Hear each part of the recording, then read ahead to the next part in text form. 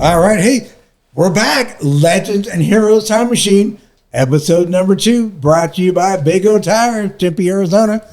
I'm Mike Hillich, your host, tomorrow. Over here on my left, we got Adam Grudner. What's going on, Adam? Not much. Just coming back from the cooler weather in Ocean Beach. I was able to hook up with you guys and ride bikes and eat little tacos. And the wife, we find out it's back home 113. So looks like we're going to Havasu, as we discussed after that. I was like, oh, okay. Well, we did have a nice ride down there at OB. It was great just to chill out for a day. It was fun, and we got some exercise.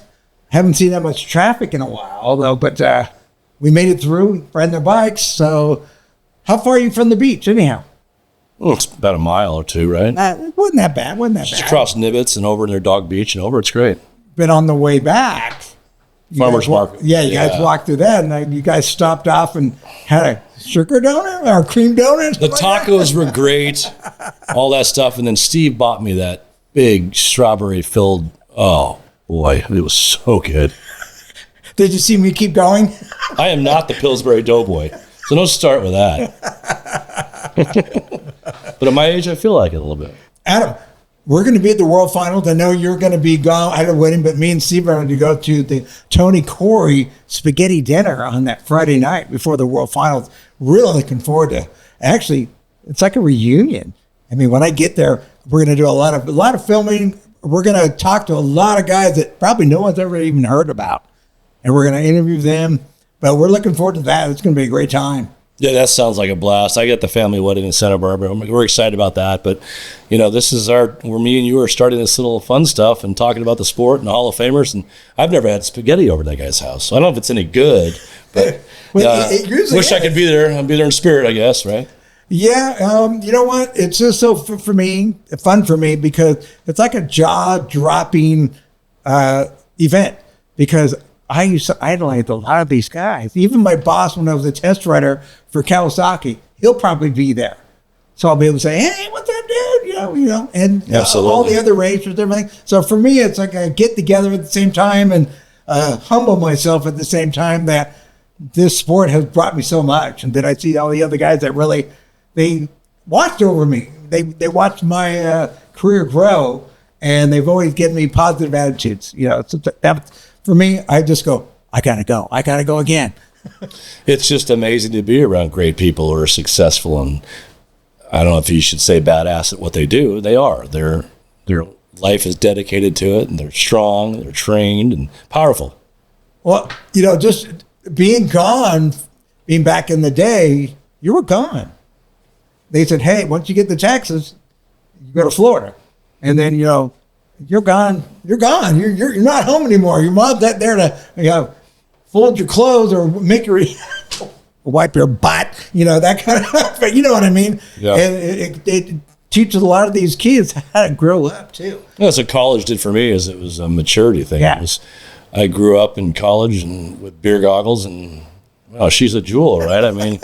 You mature in college, you don't really get much out of it. I don't care what everybody thinks. Take all the tests all you want, you don't remember any of that crap. I've heard that before too. Oh yeah, I don't remember that much. But what I wanted to say was, I remember being on a tour and we had to stop, and this one guy was smelling like a son of a gun. Like, dude, we need to stop at the laundromat, man. You can't wear the same clothes for 3 weeks, okay? Especially, it's hot as heck when you're in Texas and you're going to Florida in August, all right? And so I remember going to the laundromat, and he goes, well, I never did laundry before. He didn't know how to do his own laundry. So I showed him how to do it. And then he was going to leave it and go to the store next door. I said, dude, you can't leave a laundromat. Someone's going to see your clothes. And he's all like, oh, that happens? Yes, it does. We won't say who that was. No, I will not say who that was. We'll protect his identity. But that was another learning lesson. It was like, okay, so am I like, I'm 25 and this kid's 16. So, yeah. So, you know what I mean? It was like, okay. But it was good. It was a good learning process. Everything was fun.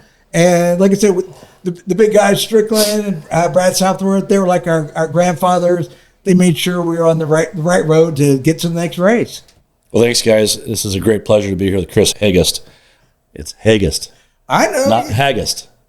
Okay, let's get that right. after 1,000 times of saying it, I should get it right? Hagest. Hagest. Hey, Mike, about the history of the sport, let's you help me out with how Chris got into the sport. Well, all I remember is when I was training Jerry Maddox. He was a writer from Bryson City, North Carolina. Calls me up, doing some schools. And Jerry says, hey, I just qualified for the World Finals, 8th. I'm not very good. Can you come and live with me for 6 weeks before the finals?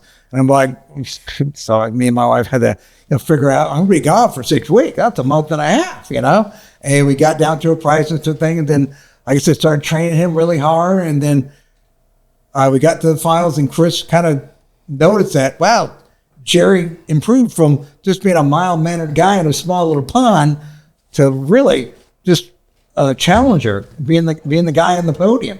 And that's kind of how we met.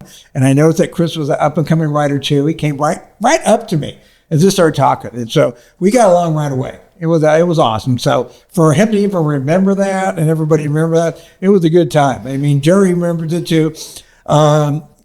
He was really kind of bummed. But we trained for a last place start. And while he won all his qualifiers that day, because that's when everybody was noticing, right? And I'm all like, okay, Jerry, tomorrow's the big day, all right? You got to get some good starts and, put a lot of pressure on him as a trainer I was. He had to put his hand on his head because he jumped the start the first time. So he had to put his hand on it. You know what happens there. So he's the last guy off the line. I'm all like, okay, this is what we trained for. This is why we did what we did. And boy, he came through the pack. And he was right behind number one when the race was over. So he came from dead last to second. Now, Jerry, actually, he's one of the top vintage dirt bike riders in the East Coast. That's cool. Yeah, he rides the Elsinore, the Marty Smith version. So, yeah. 125? 125, yeah. Wow. Yeah, he's with his kid. So what a great way for dad and son to go out and have some fun in the sport, Absolutely. Get off the couch, like I always say. Get off the couch. Turn the TV off. There's a big world out there just waiting for you. It's exciting to be here to shop and see everything he's built and just the innovations of his progress. He's heavily involved in his town. He lives here. He's involved with the city council. He's on the board of directors. He's an inspiration. He does some stuff for the youth. He's built that statue. We'll get into that later. He works alongside with the mayor at times. So he knows all these people. He's donating his time for free. That is something in this day and age, you don't see much of that anymore. Never. Or if anything, on the internet, social stuff that goes on. That's passion. Nowadays, the social stuff is so negative or it's blocked, so you don't really see the truth. But he is an inspiration and an advocate of the sport, donating his time. I can't see anything better than that, but to learn about his history. I mean, people know him for what he makes, and he's an innovator. He is. He's totally involved. This sport needs this guy. Yes. They need this guy. They need more people like this. He is totally dedicated. So you got to remember, he's had kids. He's married also. To have somebody be that active, that motivated, that means something to me. Absolutely. Yeah, so that's probably why I get along with him. He's in good with habits. So this is where Jetski started, right here. Yeah. It was the first race. They had Tony Beck and his father had Walt's Kawasaki. All right. And back then, that's where we all went. And Tony Beck told me, hopefully we'll have him on the show one day. He goes, my dad was inspirational at getting this together. And I guess the Kawasaki guys talked to Tony Beck's dad, Walt. And I don't know if his name was Walt, but that was the name of the dealership, Walt's Kawasaki. And he got Kawasaki to put the first race here. And that's kind of how the World Finals actually got to Havasu. And that's kind of how it happened. The Cowie guys said, dang, this place is pretty cool. What year was the first year it came to how 74?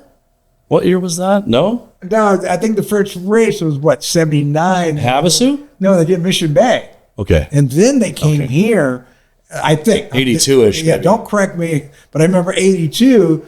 I was here in 81. I got smoked. Literally got smoked. So, I was learning. I was just learning. Yeah. I'm just you got to learn. You got to put out the sponge. You go absorb. And then I remember in '82, I was actually novice slalom champion. And at rewards banquet, I had Brenda Burns on the right of me, and I had Dave Gordon to the left of me. And I was starstruck because they were the stars of the sport at the time. Yeah. I was so starstruck, they called my name for my awards, and I didn't even go up because I was so busy being starstruck. And Brenda Burns hits me in the arm and goes, "Well, isn't that you?" I'm all like, "What?" You know me. What? What? And then she goes, "Get up there, get your award." Oh, I got first place. So I started taking it a little seriously after that. We want everybody to understand the past so they can draw the conclusion of the future. Because the future's right in front of everybody. They just don't see it. And that's why we're here. And with Chris being involved with the city, that is like the number one thing that people don't understand. Well, this is the jet ski capital of the world. Yes. Okay. Yeah. Like they're trying to make this the UTVs. It's another subject off road, but they're trying to make Robbie Gordon with the speed UTV. It's the off road capital of the world. This is a great place. It's a good vacation spot.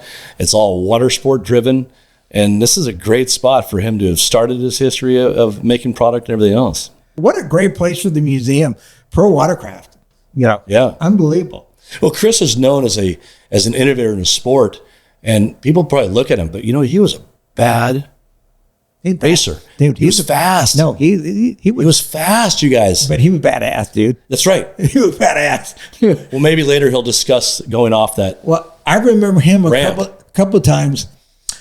He came to the bullet races, right? And me and Dave Arnold were announcing, and we knew Chris, and everybody's all like, because the 550s were coming back, the vintage class was coming back. So.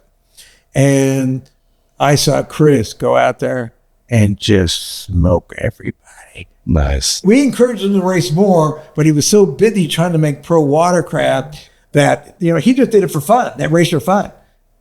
And we wanted him to come and do more races, but I know he was involved with what he's got to do. And he's got riders around the world too. Yes. I mean, everything, when they think of Havasu, really you think of Pro Watercraft because he has invited everybody here. Come and race here because this is the big pond. This is the big ocean where the best of the best of the best come and fight it out.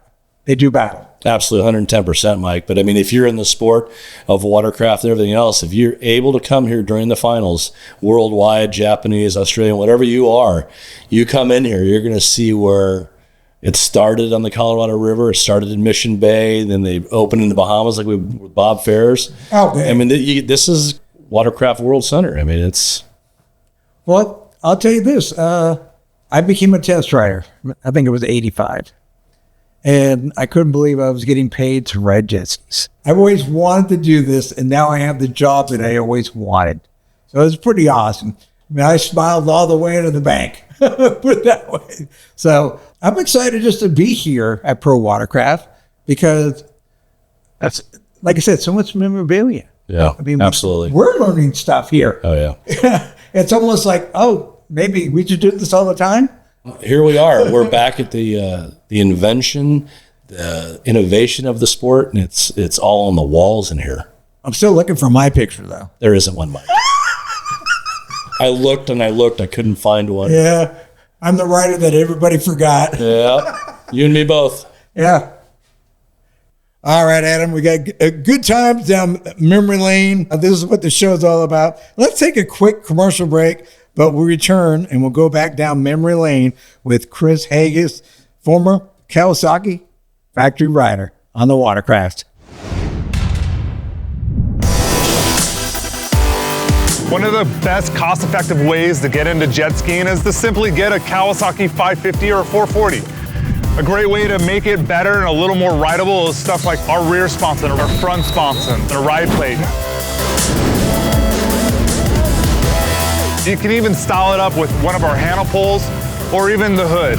This is just a great cost-effective way to enjoy jet skiing.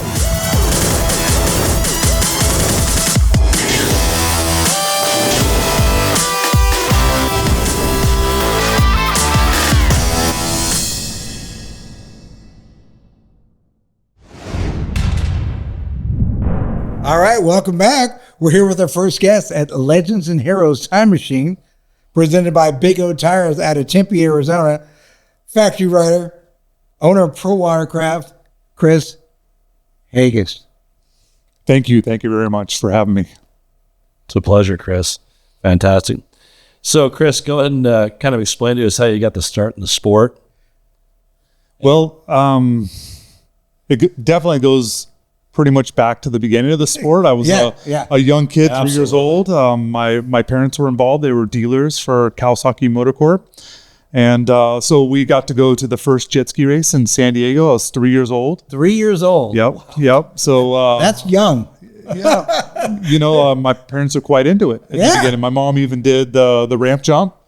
I believe only 2 girls did it, Linda Strickland and my mom, Jane Hagest. So I remember that. That was cool. She drew the short straw, so I guess there's, she crashed. So that I kept the legacy going there. It takes some kind of cojones to hit that ramp anyhow. I've done it a few times. You've done it a few times. So for the women to do it, that's called respect. Yeah, I'm a lot like my mom. She's a pretty brave woman. No brains, no pain, maybe, but she knew what she was doing. But I have to say, I'm definitely honored to be here, because there's a lot of people that you guys could have choose to be on this show, and honestly, I don't feel like I'm quite like a Bob Ferris kind of person, or a Victor Sheldon, or Chris Hagest, or Harry Gocher. Those guys truly are the ones in the industry that inspired me. I feel like I'm a little more of a prodigy that came out of all that, those golden era. And I kind of feel like they made jet skiing really cool. And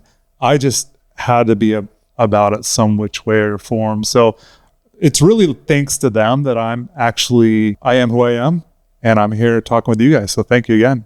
Well, you're a little more than those little lizards that hauled ass. You're visiting this and experiencing your whole experience. You're a legend, buddy. Not yet. Maybe someday. Oh, you are already. Well, you got to remember what you've achieved, though, too, through the inspiration. You achieved something different. You went on and you said, you know what? I learned a lot about, cause you made skis. You traveled around the world. You made the Hydrospace. You helped that design.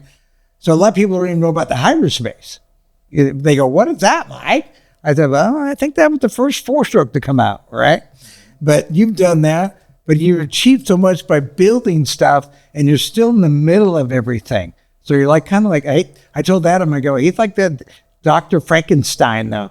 Doc Brown, always doing something. You're always at Body Beach. I think I asked you that one day, how do you survive here? You go early in the morning or late in the evening, But you've inspired me, you've inspired Adam, and you've inspired everybody around you that you've taken this position to go farther than basically what we have accomplished. So you've accomplished kind of like what we're actually jealous of you. No, but it means a good jealous. What I'm saying is, wow, that guy's really on it. I mean, that guy's really, so that's what I think about you.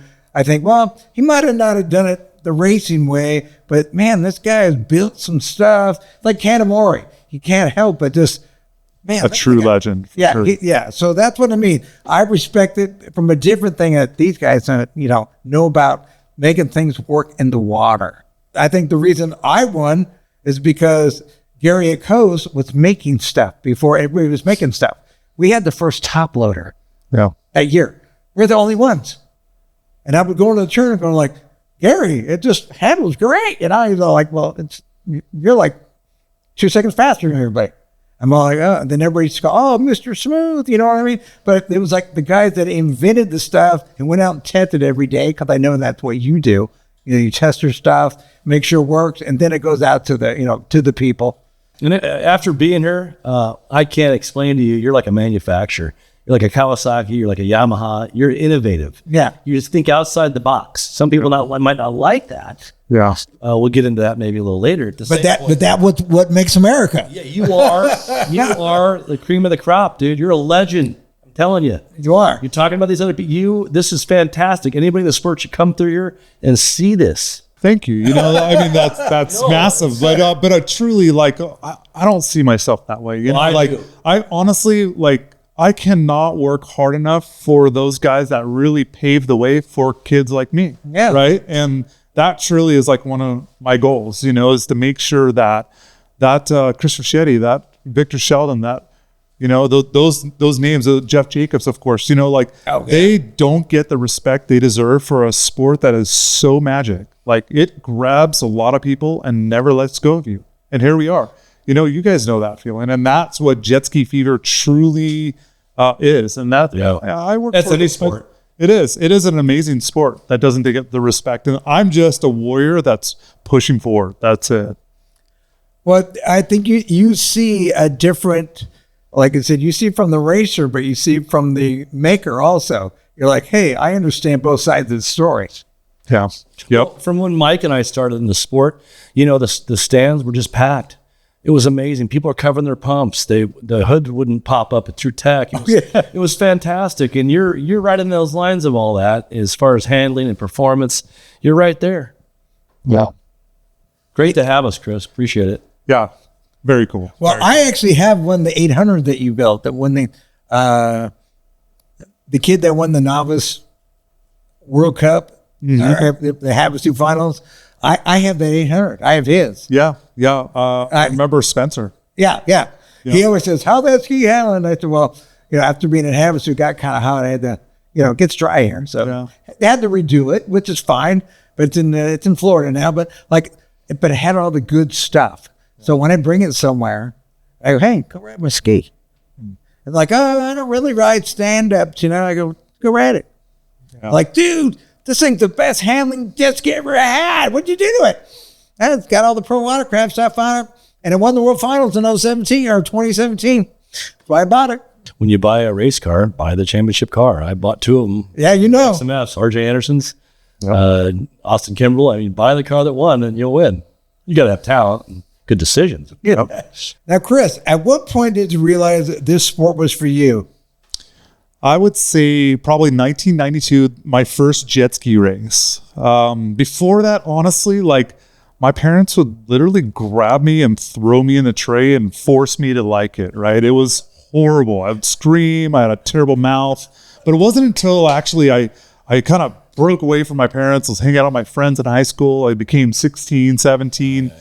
And my first race, man, when I lined up and I did really good, it was beginner class, of course, right? But they put X2s in there, and I still beat those guys. I was hooked. It was like a light bulb came on or something. Like everything else, I was playing the guitar before and something else, and I just ditched everything, and I engulfed myself so much that my parents were actually concerned about my well-being. It was a serious motivation to just be good, to be the best. Your mom was proud of you, I'm sure. Yeah, definitely got hooked. And the more I got into it, the more I realized what I wanted out of the sport.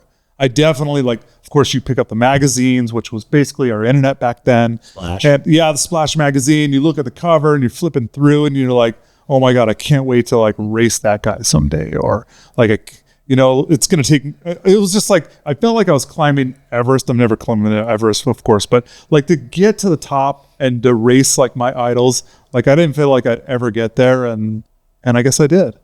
No, you did. You did. Dude, you conquered so much on your own time, your own turf. You did it differently though. You went and you took, I said, you make all these parts. So you make all the other riders, they need parts for their skis to go fast. Better. And that's what you do. You're kind of like, I used to love Eddie Cole. He owned Answer Products. All right. And Eddie was an awesome Friday night AME rider. idolized. But then he got out of it and he started making parts. Man, I don't get to see Eddie Cole rider. And all of a sudden he's got Answer Products and he's sponsoring Donnie Hansen, Johnny O'Meara. And I'm like, oh my God. Yeah. And then he sponsored me in the Watercraft. That's cool. Yeah, it was really cool. He gave me the Silcoline oil, and then I cut the pants, the leather pant, whatever they were. I got pictures of it. But what I'm trying to say is that you're like him, and you branched off, and then you saw opportunities because you're a businessman too. You know the difference between negative and positive. Not by choice. No, we all learn. We all learn. So I really, like I said, the racers are lucky to have you in the sport. Absolutely. Yeah. Yeah, well, I mean, there's no doubt that I have passion for it, right? Oh, yeah. And I'm told that several times over and over. Like maybe they say it to the point where it's a negative, but I don't look at myself as passionate. Like I see myself as a little more of as a visionary. Like I know exactly what it went through to get to the top, to race in the pro category at the top level. I was 97. I was rookie of the year. Yeah. You know, and my first year pro was my last year pro. And from there, I just knew like I wanted to design and develop. Like I had the skill set to ride the ski. And now I wanted to learn the skill set of like evolving the watercraft, like taking it to a new level. I felt like it was sort of like a in the box shell. And I wanted to break out of that box and do something like no one's ever seen. Well, who's the most influential person in the community of jet ski racing that you looked up to?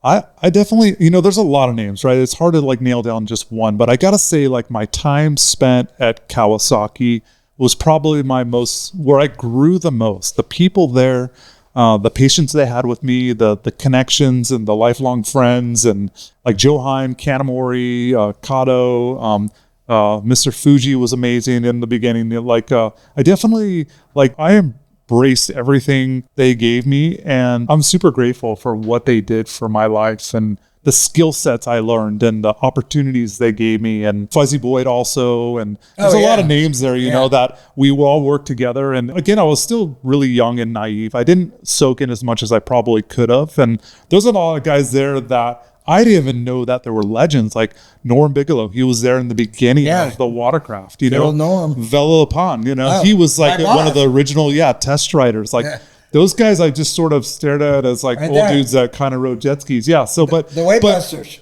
Now that I've gotten a little more involved, I look back to those days, and I was blessed to be a part of such a fantastic group of people that is really what has made me today. Those moments for sure. Well, I talked to you a little bit, but you're cut out of a different block. I mean, your dad was building Triumphs in that one dealership, selling them to famous people. So your dad was customizing and modifying things, and you just took the ball and kind of expanded into the sport that you appreciated. He was innovative, you know, and that's where I got a lot of my skill set. My mom was disciplined.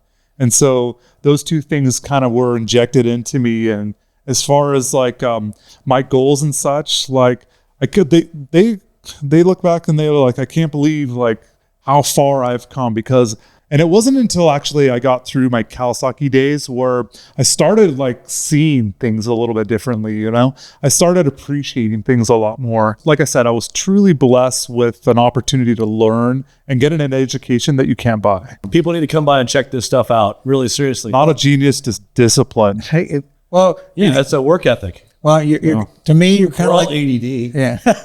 Well, we are. You're like the Albert Einstein of jet skiing. Pretty much. I wouldn't say that. I just know exactly what I want, and I'm going to get it. Yeah, there you go. So that's a good attitude. That's a winner. Yeah. Well, champions have to have that attitude.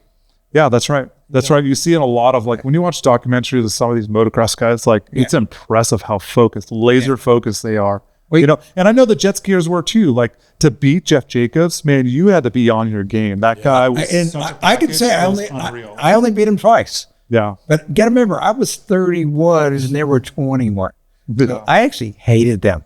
Yeah. Because they were taking my money, and I was old, and I hated the new up-and-comers.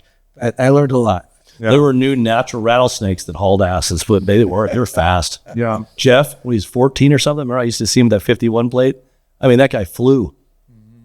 And he brought a style that no one had seen before. Yes, right? He evolved the sport by the way he rode a watercraft. Yeah. I admire today. Looking back at some of those videos, I try to mimic it. Every time I ride and do a right-hand turn, I'm trying to be a little more like Jacobs, you know, like, because he was sick. Just how he leaned his body and his head angle. And he didn't switch his legs back then. No. He made jet skiing look different, you know, like the way he rode the watercraft, you know, all those guys like Fish and Gocher, they all added something like such a new level of like what you expect, you know, like it was easy for guys like me. I just watched the videos and then do it. But like those guys had to invent themselves, you know. That Jeff Jacobs at that 51 boat back then, he realistically, how many championships did he win? 10. I'm guessing 10. I think of the 8 of the 10, he could have started in the back of pack and lapped everybody in every race. Right. I mean, they could have that fast. Yeah, he was disciplined. Well, you got to admit, with him, he had a great father, that loved to build stuff. I remember when they got their first ski from PJS, and they went home, and I said, "So what'd you do with it? Did you go ride it?" He goes, "Hell no. My dad took it all apart, made it better. He made sure all the gaskets were cut, Jeff's dad did? Yeah. Oh yeah, he was great with that stuff. He came up with bigger pumps, I heard. Blueprinting. Actually, I saw him like a few months ago this summer at a Body Beach. Karen was riding, and I stopped and I showed him my supercharged ski, and he's all like, "Oh wow, this thing's kind of crazy." And I'm like, "Yeah, man, come by the shop and check it out sometime." But hold on, but he was a tax attorney. Yeah, He wasn't a self-taught engineer, but he just mad scientist, loved it. But what I heard, he used to drag race in San Diego. Oh. When you could, there was room, there was, it's kind of like American Graffiti, yeah. All right, we're going to have to pay some bills right now, but hang on tight, grab some popcorn, get a good seat on the couch. We got Chris Hagest going to tell us about when he decided to leave Kawasaki, of when he went overseas and bringing the Hydrospace to life.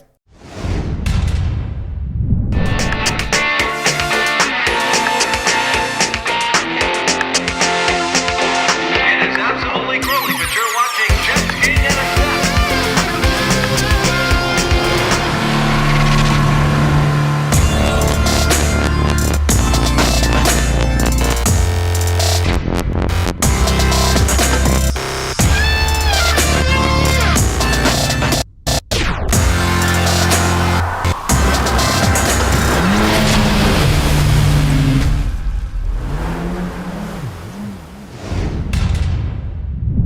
Hey guys, welcome back to Legends and Heroes Time Machine, presented by Big O Tires, Tempe, Arizona.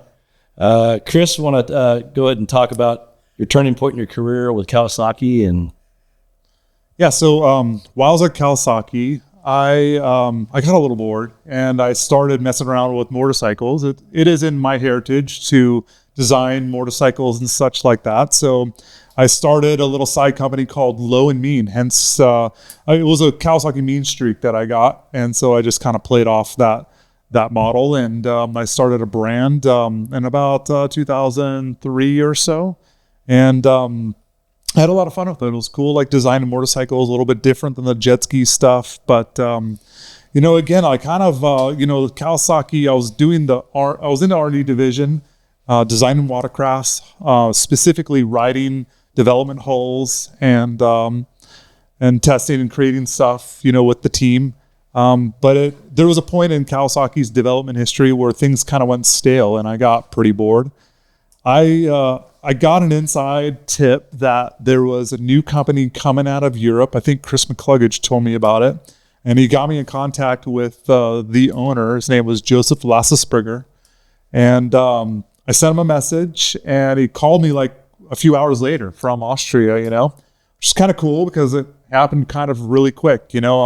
Within a month, he flew out to LAX, and I met him for a meeting, and the more we talked, the more we connected, right? And I saw a really cool opportunity to not only work on a stand-up, but work for a new innovative company. And definitely was a big move for me, right? Because I was leaving a very comfortable, well-established job at Kawasaki. I was 7 years in and counting, a few more years till I was, hitting their Samurai Club or whatever it was, but I was definitely, it was a risk to take, but I've never been scared to kind of take risks. And so anyways, it really kind of happened fast. I sold pretty much everything I had except my condos, all my motorcycles. I paused Low and Mean, and I packed my bags, put in my 2 weeks notice, and Kawasaki was actually pretty floored when I went to my boss, Joe Hyman. I told him I'm leaving. He's all, leaving? What are you talking about? We're right in the middle of a project. We were making the Ultra 250 at that time. It was called the 836. It was like a 3-cylinder triple pipes thing. It wasn't even a 4-stroke at that time. STX. It was after the STX hull that I designed. I actually did 13 different hulls with Kawasaki, and one of them was was part of the 800 SXR, which I worked on that project off the clock for about a year. So, like I said, I got bored. I needed to feed the fire kind of thing. And I packed everything up. I said goodbye to my Kawasaki family, and it's crazy. I don't think I've had this with any other thing in my life, but I had dreams of still going back to work 5 or 6 years later.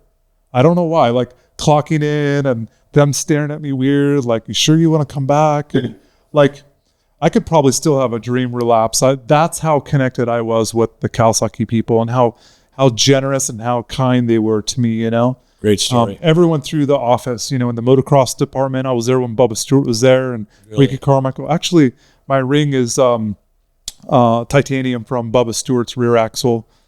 Jeremy Albright gave me. Yeah, I machined it myself. Nice. With a friend, of course. But yeah, so I left to go to Europe, and I started work. I was second employee with Hydrospace, and they sent me straight to Malta. And if you've ever heard of Malta, it's the island where they filmed the movie Popeye with Robin Williams.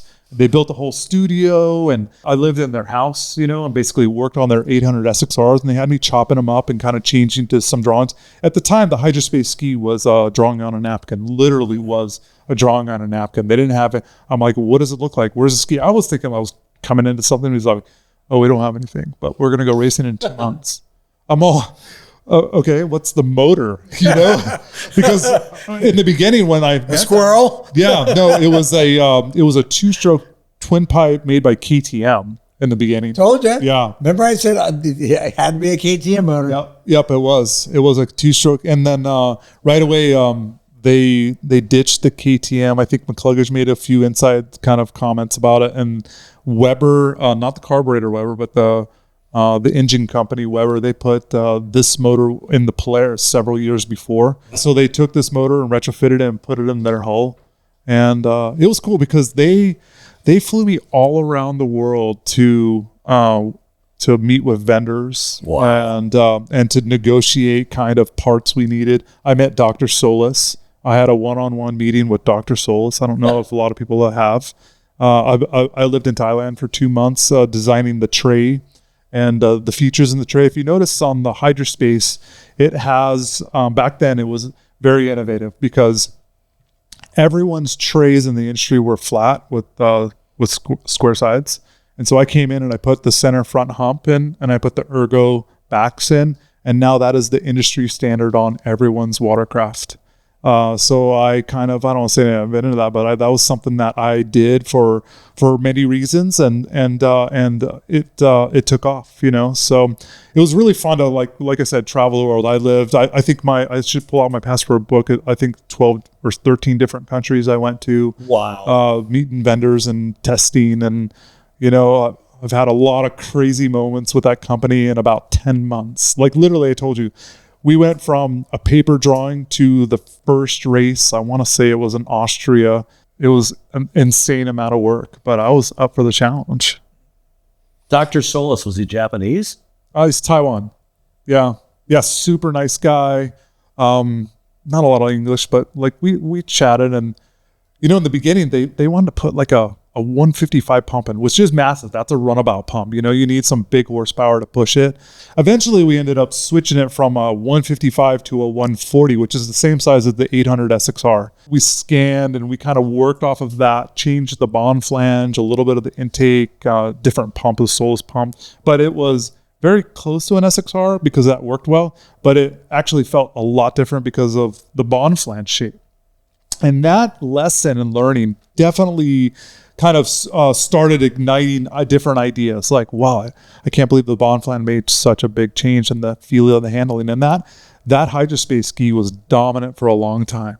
You talk about a lot of engine builders that came out, like Mark Queen Racing, and Klippenstein. Those two guys put a lot of time and money and made a super fast ski, so it encouraged people to kind of look a little bit outside of the box as well. As a spectator, when that ski, that twin cylinder, 4-cylinder, turbocharger thing, combine it with ECU would rattle a little bit and kind of starve itself or whatever. That was cool, man. I loved it. I told my like, those things sound so rad. Yeah. I think that then back then they had bleachers down here.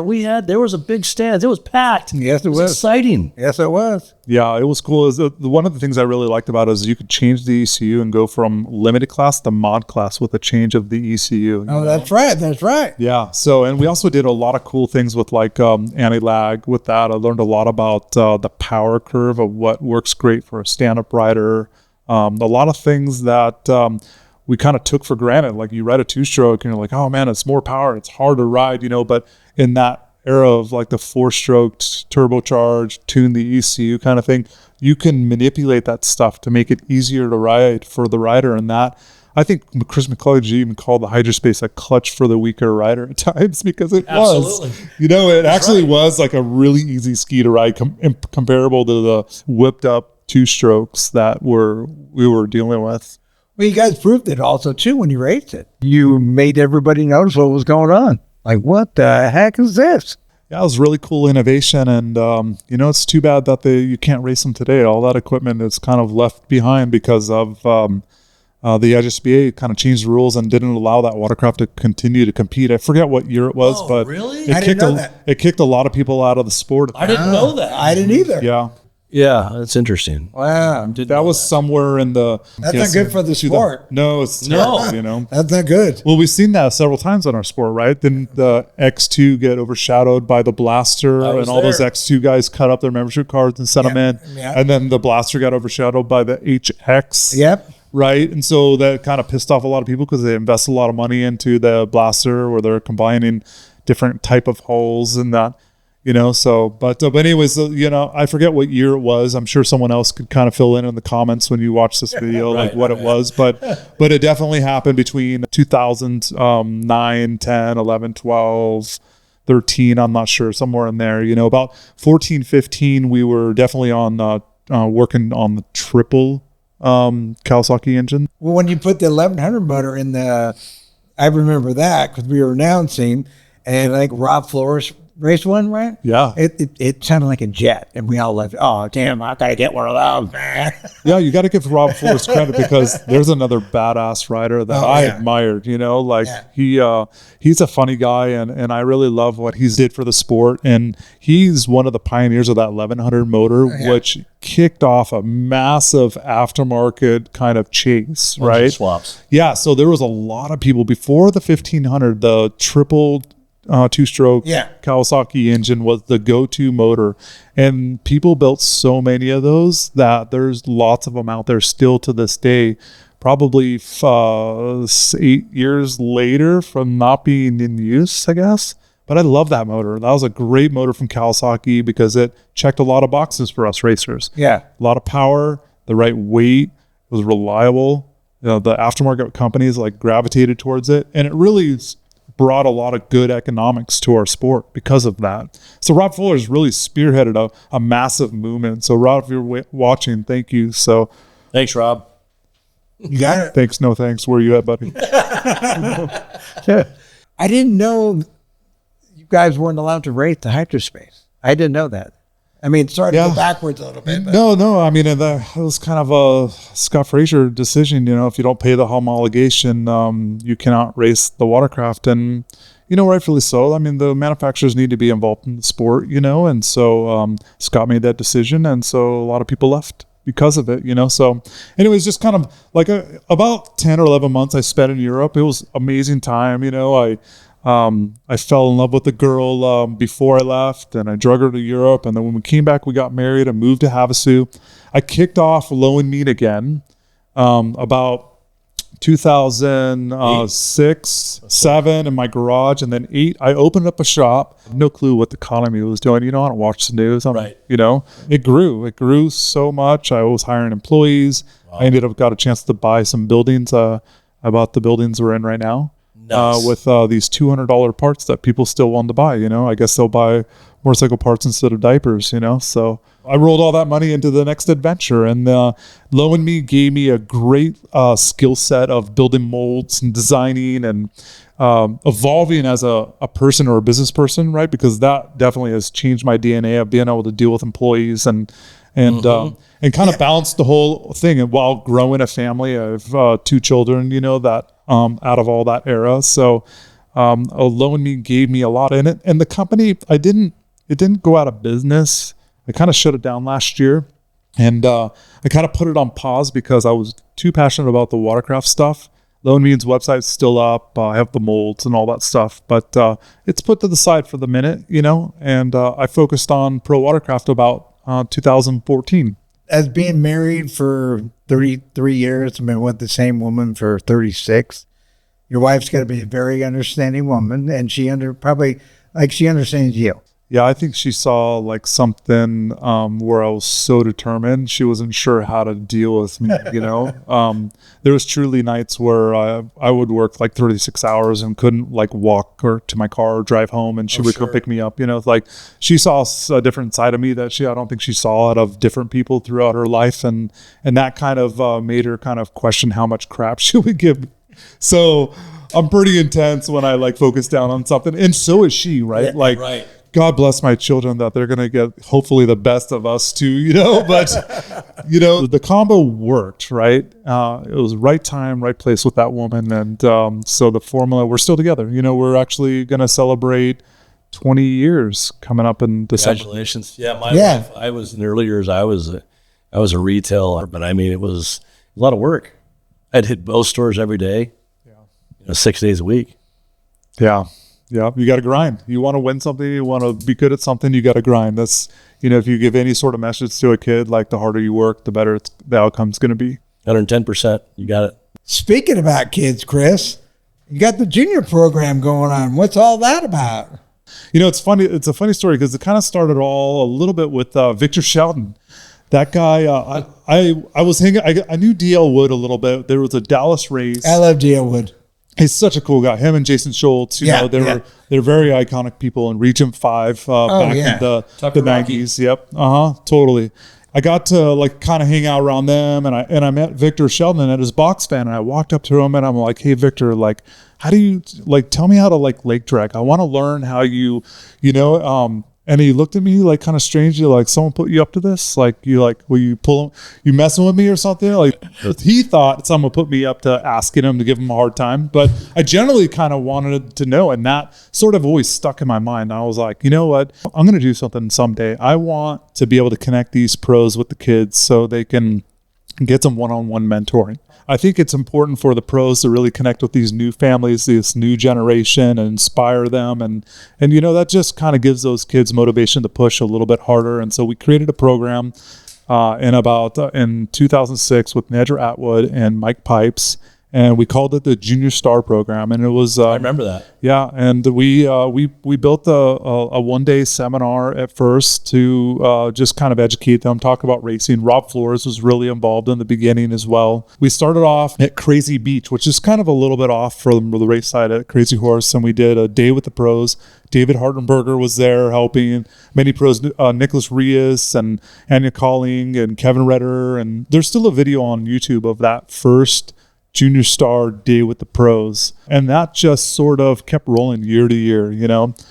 Nedra Atwood was cowbell lady. She, as you know of her, she was absolutely amazing, and her energy was addictive, and everyone loved being around her. And she was an amazing soul for the sport. And we continue to talk about her today because she's an exact example of that Jetski fever that we need to keep injecting into everyone that wants to love or get or understand the sport. So, the cowbell lady. Yep. You still talk to Brad, right? I do. Yep. Unfortunately, Nedra passed away a few years ago after COVID, and Brad still is around. He's kicking. We just went to lunch the other day or something, and we're talking about the Junior Star stuff for this year.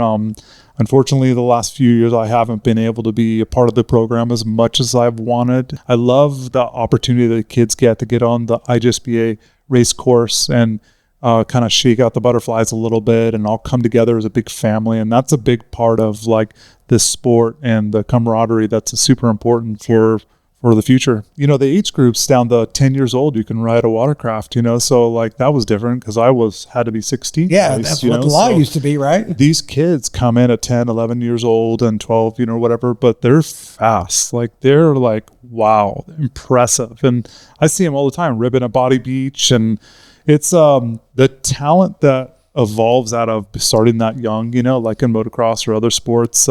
It gives a bright future for our sport as long as they want to stay in our sport. So I can see that. I mean, it is amazing when you see the younger generation. And that's the thing, like you kind of, what I learned from racing, right, is that it disciplined me. Like when I didn't win, I was pissed, right? Like sounds familiar. My mom had to like set me down. Yeah, she had to be like, you can't throw your helmet. You can't act that way. You get focused, you go home, you work harder, you focus on what you want, you know, and that's what that discipline has gotten me through everything in life, right? All of my business decisions, what I work towards, the ups and downs, racing gave me that. And that's something I try to inspire these kids. Like, don't worry about the future so much in this sport or earning money where we're at currently. Take it for discipline, becoming the best at what you can be on that jet ski, you know, and just showcase your talents. And it's super important that these kids get wrapped up into a sport that they engulf themselves into, and who knows where they'll go. They'll be the next Jeff Jacobs, Chris Fischetti, you know, absolutely, Kevin Redder, Quentin Bosch. You know, there's a lot of good names that have come out of the junior program, and they're amazing people and athletes. Chris, so what motivates you today as we stand about right now? I think mostly is about the riders. Right. Basically fighting for the right for them to have a future in this sport, like helping the sport evolve into the next level. And that goes in a lot of different directions. That's, of course, working with the organizers and building new equipment or working on this town. So the sport is really healthy for these kids to have opportunity and have success, either within themselves or financially. So I'm really kind of focused on kind of for the rider movement. Gotcha. I came from, it was actually baseball, football, soccer, basketball. I did all those. You know, it was like a seasonal thing. And then when I got the dirt bike, I was like driven. And then I got hurt. And then I didn't know what to get into. And then all of a sudden, my dad goes, look, dirt bike on water.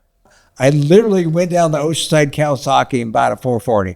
I didn't know what to do with it, though. I took it down to Carl Bed Lagoon, rode on my knee, thought it was the greatest thing, and watching these guys, and it was Doug Silverstein and Randy Lane. Nice. I didn't know who they were. I'm like, those guys are standing up, you know?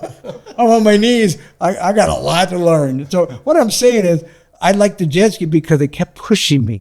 I wanted to get better. And then when I became a test rider, I got paid to get better. Yeah, the risk for reward is really good in our sport, you know? Right. And the other thing that maybe a lot of people don't realize, but that jet ski keeps your body in great shape. It definitely works your core. Oh, yeah. You know, if you were to get in any sort of accident, those jet ski muscles save you from serious injuries. We were talking about the last show with Bob. I said, Bob, when you got the jet ski, you don't have to have a gym membership. So are you guys still doing the ride on Wednesday evenings? Yeah, the Cove Ride. Yeah, I don't do it as much as I would like. But still, but they do it. Yeah, I think a couple of weeks ago they had 50 stand-ups out there. You know, riding up to the sandbar. It's a great group. Check it out on Facebook. It's Havasu Cove Riders. Yeah, connecting like that with those people, like it just takes the day and all the BS, and it just disappears. All right, we're going to take a commercial break, and then we're going to come back and discuss the future, what it looks like to Pro Watercraft. Pro Rider Watercraft Magazine, the premier print and digital publication for personal watercraft enthusiasts, delivers up-to-date content from manufacturers and aftermarket pioneers and features racing, recreational riding, PWC fishing, tech tips, youth highlights, product reviews, freestyle, and more. Whether an industry representative, recreational rider, competitor, or a weekend warrior, Pro Rider Watercraft Magazine offers fresh insight on what's happening in the most exciting water sport on the planet. Subscribe and follow Pro Rider Watercraft Magazine on Instagram and Facebook.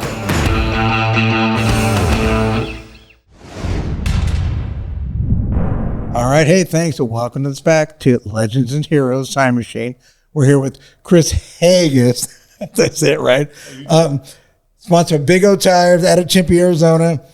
And we're heading down memory lane. How do we get the sport to grow bigger? Adam has ideas. I got ideas. What are your kind of ideas about what keep this sport going? You know, make it thrive where it should be like Supercross. Absolutely. I mean, it just didn't reach that level. There was it found the wrong road, I guess. That's what I'm saying. Yeah. And then the road that it's on right now is a dead end road. All right. Yeah. I see what they're doing in Europe with Aquabike, and I see what they're doing in Thailand. It's super impressive. You know, those groups, Drake from Thailand and the Thailand Federation are doing a fabulous job. They're really trying to tie in like a triple crown kind of thing and get people from all around. They're putting a lot of money and effort, and it's working, right? Thailand's huge, bigger than the IGSBA World Finals here in Lake Havasu. Same over in Europe, like the Aquabike, the UIM. It's huge. If you look at those paddocks, it looks like Formula One. Yeah. You know? They've done a really good job. I love seeing that. That's inspiring the riders to work hard to go to those moments and be the top guy. Like, you know, we know that feeling, right? So, but in the States, unfortunately, it's not so. And where the IGSBA was a massive part of Lake Havasu and the World Finals, now the trend is definitely turning downward, unfortunately, and it has been for about 12 years now. Downward almost to the point where this year, I think, I'm guessing. Last year we had 321 riders. This year I think it will be less. And I think in 1982 they had more riders than they'll have this year, I'm assuming. So in that, you know, for me, like if there's problems in my company or if I'm not successful somewhere, it starts at the top, right? There's no one else to blame. I'm not blaming the guy that's cleaning the toilets or taking out the trash. I'm blaming the guy at the top, the decisions I make in my company. Yeah. And we have the same situation with our sport. And when that gentleman is not willing to be an open book and work on those shortcomings and bring in people to make him better, the results are what we're seeing. Well, like I tell Adam, I always tell him, I said, it's the people around me that make me look good and that make everybody look good. It's not about me. Are you talking about me again? No. Well, save that for a little bit. But what I'm saying is everybody has to learn how to work together, and just one person is stopping this. He's still guiding everybody down the wrong street, you know, the dead end street. Yeah. Yeah. Well, where's the freeway? There's an old saying in any business: either you can say yes or you can say no. Yeah. If you keep saying no, your business will just keep falling off. So in retail sales or anything in life, you got to teach yourself to not say no. Say it some way else or some way that benefits the progression of acceleration. That's right. And, you know, I'm going to just say his name, Scott Fraser, you know. He invested a lot to help the sport in a time, you know. And I'll say it, he saved the sport in a time when it possibly wasn't going to continue. True. And he did a very good job for several years, you know. He's wise-minded to money and keeping things tight. But I think honestly, like, and I say this to a lot of people, and I hope, Scott, you're watching right now, but definitely I feel like the guy is in a rut, and he has been for over a decade. And that rut is basically people kicking him in the gut, talking trash on him, blaming him for things. I think he obviously put himself in that rut and won't allow himself to get out of that rut. But I think this is all his own doing. Right. So we all have to take responsibility for our actions. And I do feel bad for the guy. Who wants someone that loves the sport like us to be treated this way? And I don't, but the guy has put himself in a position where you've seen online and all the comments just from my Facebook stuff. It's a clear message of how people feel. And they're frustrated. I think I think it's too far gone for him to continue. I think he needs to step back and he needs to make a conscious decision on the best for the sport and for the people around him. Yes. You know, like I said, you said the sport, but the people around him, I guess I don't know how to say it, but it's like we know, okay, here it is. I walk down pit road, right? Hey, Mahler, what's up? Hey, what's going on? Man, just another shit show. Yeah. And that's what I hear. I'm all like, "Ugh," you know, and I feel bad because this is a sport that I love. This is a sport that, man, I won the first Yamaha championship, right? They put me in the Hall of Fame. Like, I don't want this to die. Like my wife said something to me the other day. She says, "Why are you doing this?" I go, "Because this is a sport I love. I'm in the Hall of Fame." I mean, who can say that? Exactly. But she's known what the sport has done to me, how many times I've been A-balled, and she's tired of seeing me down. Yeah. But she knows that I have some kind of passion about this sport because she goes, "You still got it. So just, you and Adam go do what you can do the best you can do." So that's, like I said, that's why we're still here, and we want to see it thrive. We just want to see it thrive. We want to see respect. But the sport is motocross on the water. Yeah. Plain and simple. So we need to bring the bleachers back up, get it up high, ramped up high, let them in free, make money off the vendors or the beer and stuff like that. But this sport, and there's how many million people are there in SoCal? When they invented the jet ski and that Mission Bay thing, cars were stopping all over on the sides. The sport can go. Yeah. Absolutely. There's actually a pretty simple formula as far as I'm concerned. And it really goes back to like the junior stuff, right? Because if you get new families in and you inspire them and then inject them with the jet ski fever, you get enough around those young families and focus this big event around that. I think they will come back. You got to treat them right. You got to roll out the red carpet for a lot of pros. You got to put effort cost effectively into going about this, and it'll organically grow. I raced short course off-road, championship off-road. I raced the world championships in Wisconsin. It was just a treat. But in the last few years, between the two organizations, Lucas ended, and I'd go back to Champ Off-Road in my buggy. The purses became a big discussion. I see, and I'm sponsoring in Arizona the two last races, core off-road. The UTV industry is a $1 billion industry. Like, hopefully jet skis can get back to that level again. I don't know what their sales are. But core off-road is very successful right now. All the pros are making $1,500 a race for a final. That's one of the problems we need to consider.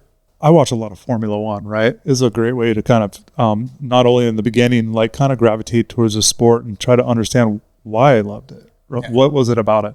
But I'm pretty sure a lot of those fans don't have Formula One cars at home. So there's that, right? And I'm pretty sure that a lot of those fans, if you've seen those races, the track really isn't right in front of them, right? It goes quite a few miles, usually like 1.5 miles. Yeah, GB track. You don't see the whole course, right? You're seeing portions of the course, right? So just because of the layout of our sport and how people view it from the shore, or whoever that person is, if they own a watercraft or not, doesn't mean that they can't enjoy our sport like a Formula One fan, right? It goes right back to like, okay, so when I started watching this sport, I was like, what is it that's grabbing onto me right away? Well, it's the athletes, right? Immediately I was like, gravitate towards an athlete, then it was like a team, then there's the technology, and then watching like the tech videos. And so like I kind of digested how I absorbed the sport. And I think when you started thinking of it that way, we need to, and this is right back to my core issue. I'm here for the riders. Yeah. They are our best marketing angle. You take that kid from Belgium that used to be 90 pounds wet, that is 6'3", and his success. Quentin Bosch is a marketing tool. Same with Kevin Redder from Austria, Jeremy Perret from France, Toshi from Japan. Like this is our leverage points, making these guys stars to gravitate these people and their families to come watch jet ski racing. And go to the IGSBA website right now. And type in who won. Type in look at what pictures are there. You don't know who won last. Yeah. None of that's there. Why isn't it there? We have social media now. Yeah, go to the social media. Are they bragging about who won last year and the stories, the rivalries? I went on yesterday, the Facebook one, it just pops up the logo in it. That's all it has. When you were huge in this sport, man, we were talking about Fish and Jacobs, and then Rios came over, and the Diamond, then Victor Sheldon's got on a new ski, and these stories, and these, I'm going to call them love stories, because they grabbed me, and it hooked hard into me. I don't hear any of that. It's like, And all I hear now is that, oh, like Chris Hagest is getting banned, his watercraft can't race, and like, oh, the drama online, and like, that's garbage. I'll tell you, I'm making garbage out there because I'm pissed, and it's not right that I'm being attacked because I'm trying to work hard for the show on stupid stuff. And so Absolutely. that is what needs to change first. Focus on our riders. They shouldn't ban any watercraft. Chris, let's talk a little bit about how you're heavily involved in your hometown where you live. And Lake Havasu is a great place. How you work with the city. You go to the board meetings. You discuss things with the mayor, which is fantastic. Your monument that you built was really cool. Our monument. Oh, that's a really nice way to look at it. And donating your time for free for the community. In any successful business, that's one of the driving forces. It just became very clear to me, it wasn't like anything I came up with, right? It's just the fact that so many people gravitate to this town for this sport.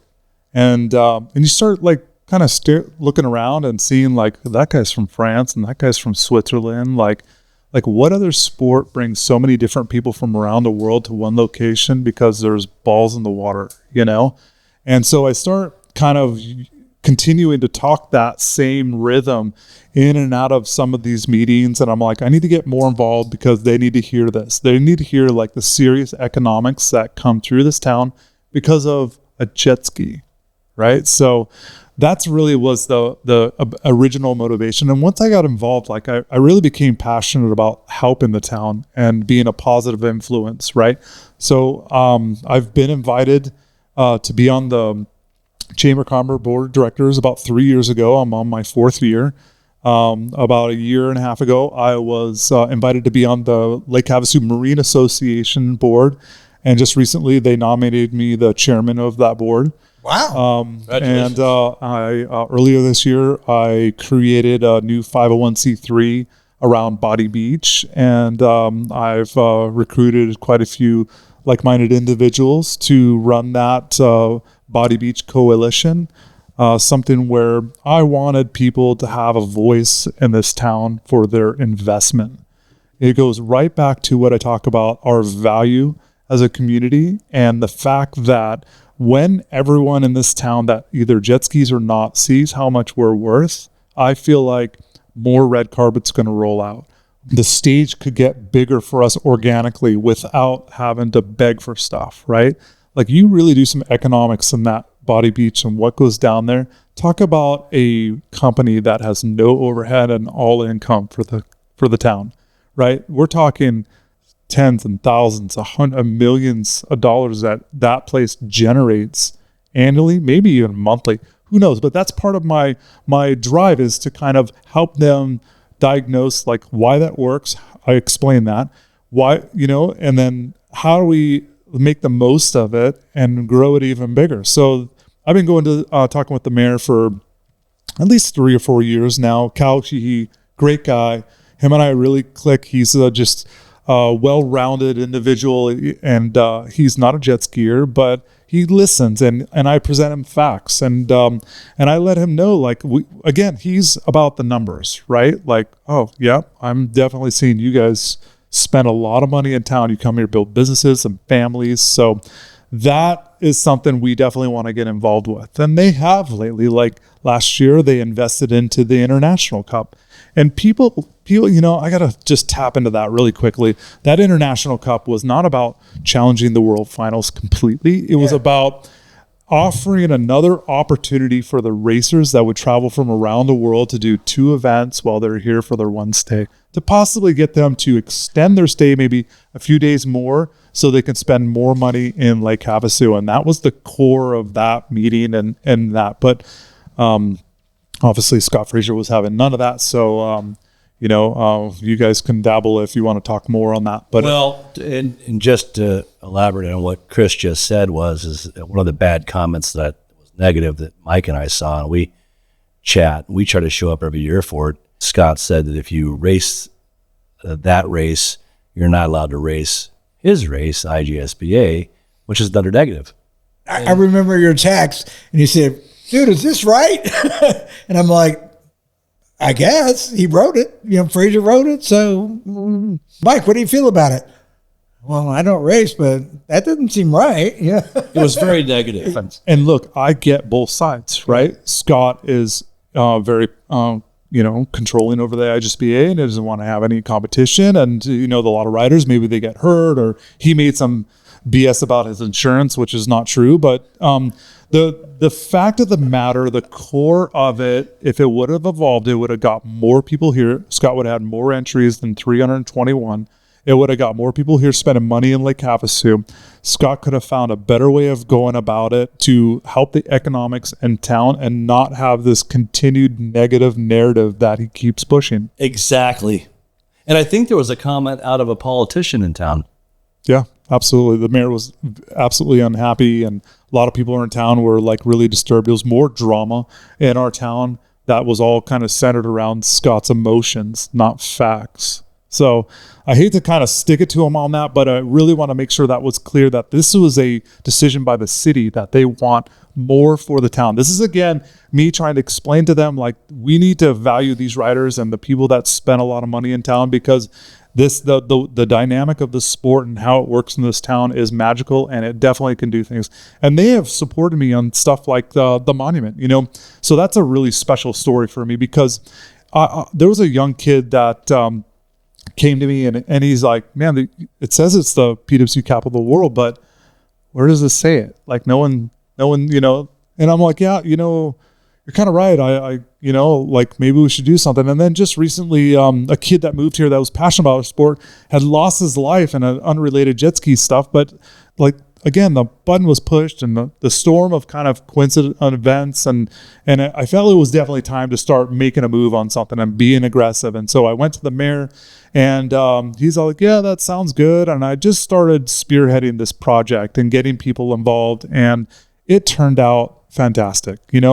Not only did the community like step up and be excited and we all worked together to gift this monument to the city. So it's definitely an us project that made this happen for the town of Lake Havasu.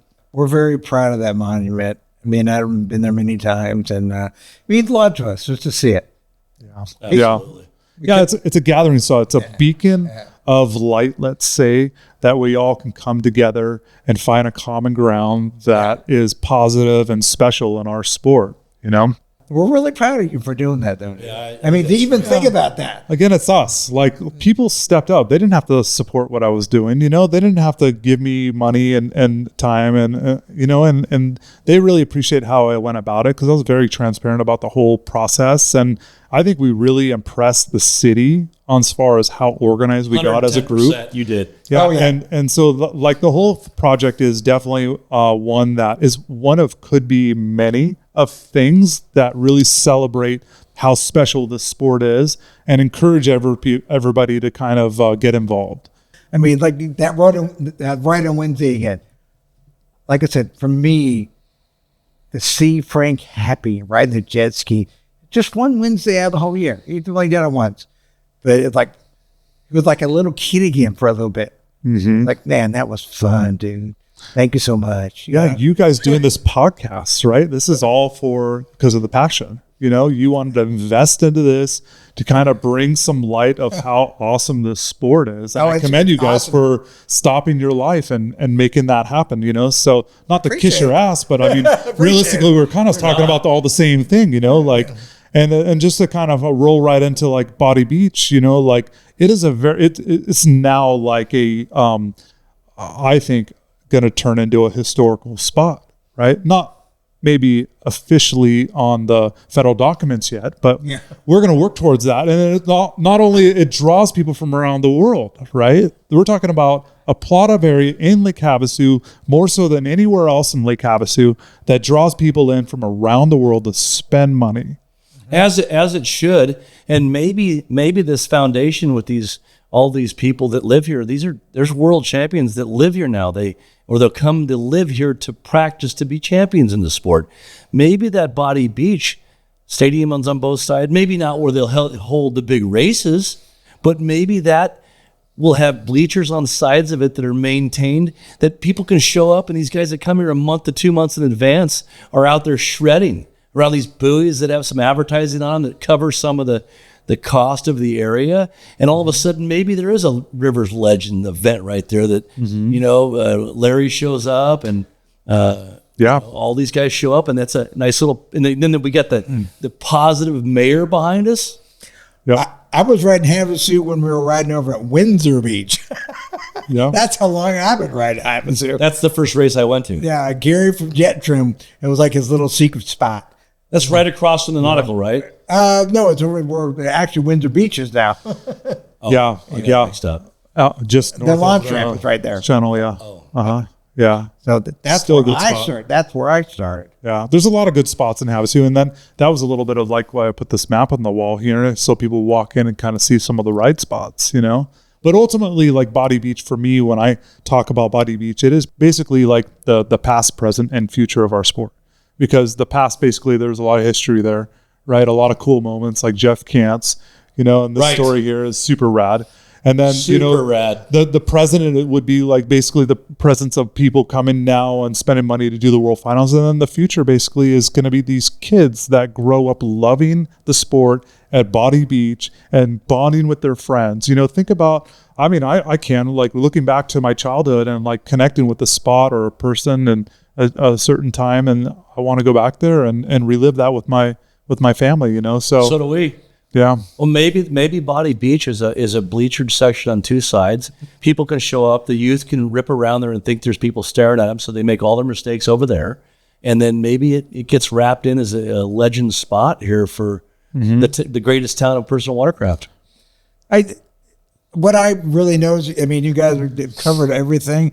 I just still see that some of the veterans or the legends, whatever you want to call them, they need some kind of respect. I ran into Steven, and I was really kind of bummed out about it. I ran into him about 4 or 5 years ago at an Elsort race. He goes, "Oh, I didn't know that." Blah, blah, blah. And we started talking. He goes, "Really? Oh, my God, I didn't know that." The announcer didn't tell me who you were. And I'm like, "Oh, no, I've been this." But he pumped me up. Yeah. He's like, "Dude, you know who you are?" Blah, blah, blah, blah, blah. And he said, "You need to do something with this sport." And like I said, that's how we got here today now. Yeah. A little bit of him, a little bit of me, a little bit of you two. It was like, okay. And then I said, who can we get? And at first it was, like I said, a napkin idea on the napkin, but then it grew. And, but I think we need to still, a lot of these guys don't want to come down because they don't get any respect. I agree. And it drives me nuts that guys like Chris Hagest and Jeff Jacobs and Victor Sheldon, they kind of don't care much about the sport, or rightfully so, because they're not treated as heroes as they should be. Yes. They're definitely my heroes. Yes, mine too. Here, Gocher, like, I'm so stoked that when Gocher came back into our sport, that because he's such a beacon of light as far as energy and positiveness and what he's doing now, and how many positive people have come around with him, and the things he's been doing online is very motivating for me. And I hope it inspires some of the other pros that want to get involved, like the names I've been talking about. So those are the special stories that really added that golden era to our sport. We always talk about the golden era of like the races, and it was because of the hero and how many people gravitated towards them, And so when they're not being respected and treated like celebrities, then it kind of pisses me off, to be honest. I felt like a rock star. You are a rock star. You were the first to win on a square nose superjet, There's so many of us that love that ski, and you were the first to do it. Everybody call it Mr. Smooth. I'm more like, no, I didn't do it. This guy's over here invented all these parts. I just started riding it. You know what I mean? Yeah, but you had to figure it out. I know. And I said that before. Like, it's easy to watch YouTube and learn how to do something, but we don't have that. I appreciate that. I really do. For sure. You made it happen. You were there and you capitalized, and I don't think anybody could have done it like you did it. So, well, I was 31 and they were 21. So I was at the end of my career, but we extended it. But I see Rios out there with this kid. Mm-hmm. Dude, what a great life to be able to go jet ski with their own son. Like Bonanza. Mm-hmm. He's riding the horse. It's the same feeling. I mean, when Stevie Baskin was coming up, me and Dave were announcing, I said, man, this girl's got talent, But then I watched their mom and dad at every race, pushing her, you know what I mean? So it was just like, you can't buy time. Yeah. The richest guy in the world, he can't buy time. So you have to enjoy it while you can and do the positive things. So that's kind of why this show started up, and we wanted to get you on here, your feelings, and that's kind of why we're here. And I'm really excited about all of your stories that you have that you're telling. Like a lot of stuff I didn't even know. So hopefully we educated the public a little bit on that one too, you know? All right, Chris, this has been fantastic. Go ahead and elaborate on some of your most memorable experiences in the sport and everything. There's quite a few, you know, that really kind of stand out.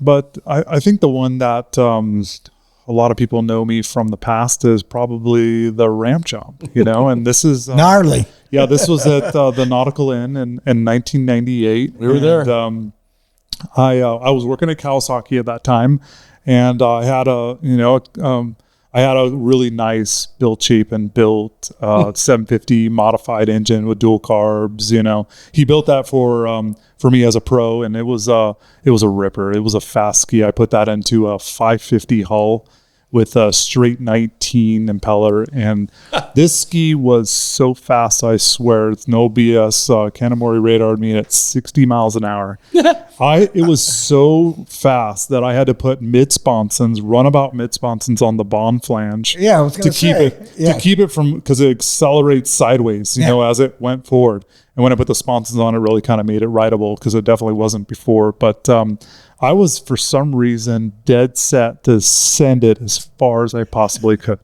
Like, you can say bad words. Yeah, I never once thought about the landing. I'm like, it's all about the takeoff. You know, that's kind of been my thing. But that day was kind of special. You know, I had just flown in from Nashville. They had the Kawasaki dealer meeting, and we were unveiling I believe it was the Ultra 150 or something. One of those new skis. So I just flew in, and my ski was, I had to kind of tinker it together, and we went to the writers meeting, and there was probably about 8 of us standing around the official, and they're like, well, if you guys want to take a practice run before you do it, you can. And then I just raised my hand. I'm like, oh, I'm cool to just go for it. And everyone turns to me, just staring at me, like, and just giggled, you know, because I think they kind of knew. I don't know if they knew or not, but, you know, I was dead serious, you know. So I think, honestly, I don't remember exactly, but I think it was like the second person to go, you know. And I've done the ramp jump quite a few times, right? I've done it in 96, and I definitely look forward to a full send, you know. That's kind of my personality, like how far can I send this thing? And so I got all the way back. If you've been to the Nautical Inn, right? So it's kind of like a big cove, or there's at the south side, there's Piccadilly Point, where the old novice pits used to be. And I got all the way back as far as I possibly could go, and I just sort of barely can see the ramp, because it's just like a wall at this point, you know, a white wall. It was the Whamilton ramp, and I put a Whamilton sticker on my ski with some Kawasaki stuff. But I stared at that thing, and I just went wide open at it. Like that engine was singing, you know, all the way, and I was like kind of dancing the tray, and Fischetti told me to like hold my breath and hold tight and like aim right towards it, you know. And that good advice? Oh yeah, I mean, totally, he was right. You know, he knows how to do that, and so like, and the course marshal guy like halfway through like cuts in front of me, so I hop over his wake, and I was kind of like pissed, and so that fueled the fire even more. So I'm like, I was just like, I'm gonna send this, you know? Totally, like, yeah. I was dead set. Like I could not care about the people that was there. Right. I didn't care about my job. I told my roommate he can have my washer and dryer. Exactly. That's all I owed at that point. So I was like, it was just like full focus. Like, you know, like you've seen me kind of talk, like I'm a full focus kind of person. Yeah. And so like, I just knew I dreamed about sending this thing as far as I possibly can. And the record at that time was from Dave Gordon, I think quite a few years before. Yeah, 91 feet, you know, and I in the image, I have a few in my shop. You can see me going well over, I think it was like 99 or maybe 100, you know. Full crash, you know, of course, you know, in my... You landed at 99. If I landed it... You didn't stay on it. No, it's kind of turned at the last minute. We're going to show it on this. It's going to be clipped. Yeah, so it kind of started turning in the air, and I just like, I was warned, you know, by a few pros that like just push it away. Like, but I pushed it away too late, and I landed on the ski and broke my foot. But that was the first jump, and then I decided I wanted to do it again, you know? Yeah. When you see the ski? Yeah. Yeah. Yeah. The handle broke, and it didn't break the bracket. It broke the front of the hole. There's a line in the bottom of the hole where it was cracked. It had water in it, and I got it running just good enough to kind of do I'm like, give me one more. I know I have one more. Me. Yeah. Do it again. Yeah. So I think they knew from the past, I tried to do it too many times, and then they had to cut me off. But so who did you sell that ski to? No, I was kidding. Funny enough, I actually put before everyone was doing jet ski scooters, I bought a 250 Helix, and I put a jet ski on top of a scooter. Oh yeah. At Kawasaki, and I made it on the drag bike magazine with that jet ski. I put lights on it. I thought I was going to try that thing to work. I was sadly mistaken. I have the picture of the Gosher. You did Yeah, I did another one quite a few years later. I wrote it. Yeah. Somebody got a picture of me right now. We're like, really, dude? Yeah. But now, everyone quite a few years later, they're like, oh, you do it again. You do it again. That was amazing. I'm like, God, no, I'm like glass man now, But I do still dream of it. I have to be honest. I jumped the Body Beach island as well and landed that one. I just saw the video. The video on that. And then I've jumped underneath the bridge. I've jumped in Elsinore. I've hit quite a few dozen ramps. But that one moment and how laser focus and how I felt the emotions and hitting that ramp, that was definitely a big moment I really enjoyed for myself. Yeah, right? yeah. I couldn't care if there was 10,000 people there or 2 people there. It was all what me. So thank you so much for letting us be here today. It was a pleasure. Me and Adam, we learned a lot today. We learned more about you as a person. What you're a racer, and now you build products for it. So we learned a lot. Oh, absolutely. I mean, we're all 3 racers, and the innovation of what you're building, you let us come by and see this. It's been just a pleasure. Thanks for having us. Yeah, thank you guys. It is an honor to kind of be a part of this podcast, considering all the people you could have chosen, and then there definitely is a lot more worthy individuals. But I guess just as a closing, kind of one thing I can kind of throw out there for everyone that's watching, and especially people that I try to inspire in life and what they're going to get out of this sport is, I think if you've heard me say it a few times already, it's just about being laser focused about what you believe in. And that's where I'm at. That's what I don't let go of. And that little piece of advice, however you want to twist it, or for the kids that want to put it towards whatever they do in life, hopefully it's our sport. It's pretty simple after that. Yeah, you're a champion, and your products are champions, and it's just great to be around you. Hey, and Chris, just to finalize, a pleasure being here with all your rad stuff. How do people find you and get a hold of you in your facility here? Yeah, so we are obviously located in Lake Havasu City, and you can find us online at prowatercraft.com. We have social media on Facebook, Instagram, TikTok. So under Pro Watercraft is how you'll find us, and come check out our facility. There's a lot of history and a lot of cool moments, and it's just, you can feel the vibe when you walk in the door. So definitely stop by. Oh, dude. Unbelievable. You are just a treasure to be around, brother. You are. Absolutely. Hey, thanks everybody for sticking around. We really appreciate it. Me and Mike and Legends and Heroes Time Machine. Stick around for some final thoughts here. Elevate your event to new heights with R&R Productions, a proud media partner. From captivating visuals to immersive coverage, we specialize in bringing your moments to life with unparalleled creativity and expertise.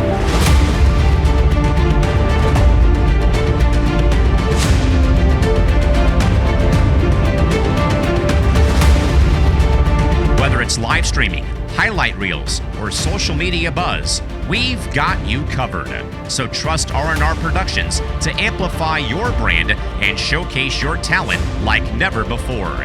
Experience the power of elite media partnership with R&R Productions.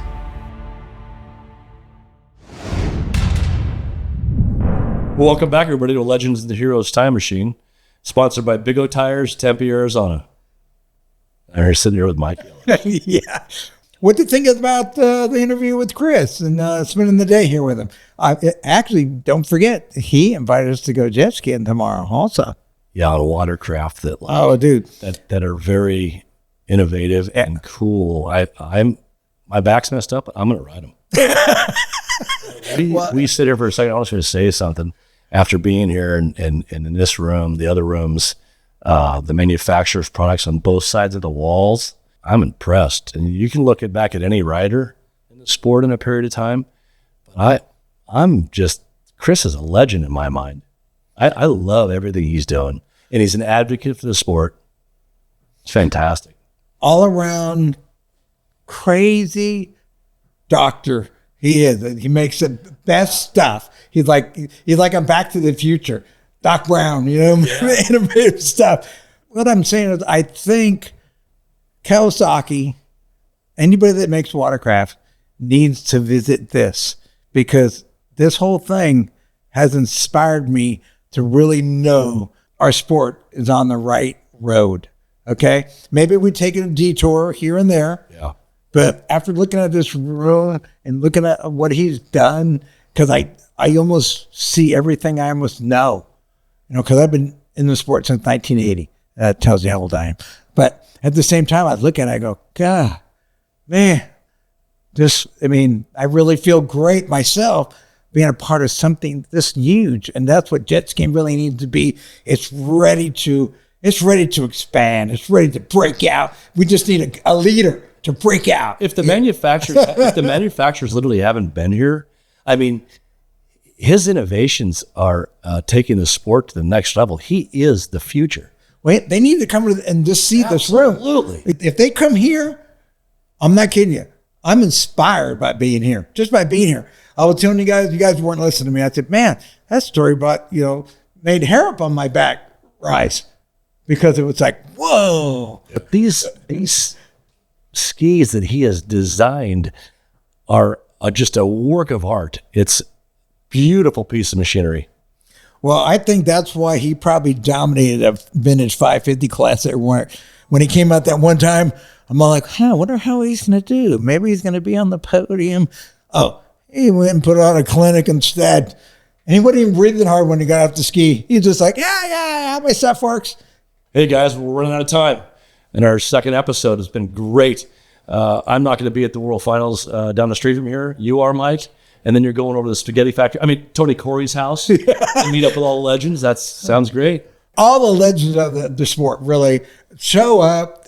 Even if it's for 5 minutes, they show their face, say hi, whatever. Because a lot of us guys hang out in the background. You know what I mean? We don't, jump out. But that's where we're going to be. And then we'll do the World Finals that weekend. All right. Like Adam said, we're out of time. So don't forget, like, subscribe, leave a comment. Let us know who you want on this show. Right, Adam? Yeah, absolutely. Like and share. Help us build this talk show with me and Mike Yelich. And I'm Adam Grinder, the greatest sport on the water. Well, I would used to call it the coolest sport in the water during the summertime. Motocross on the water. Really. That's what it was. On the Supercross on the water. So if you guys want to say anything in the sport, doesn't matter what it is, comments, stuff that's going on in the racing things, just comment on it. We'll come back and we'll maybe use it in one of our episodes. All right. Thanks for watching episode 2 here on Legends and Heroes Time Machine. I'm Mike the Mauler Yelich, your host, with my partner in crime, co-host Adam Grinder. So don't forget, get off the couch and ride.